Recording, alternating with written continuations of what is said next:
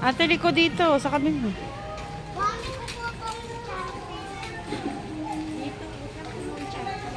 Hindi mo naman inuubos yan eh.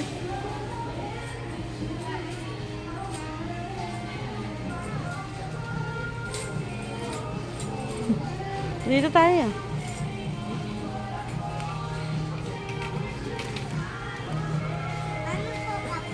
Ay, di na nagkakape si Lola. Huwag na. Bawal na si Lola ng kape. Vlogger po kami.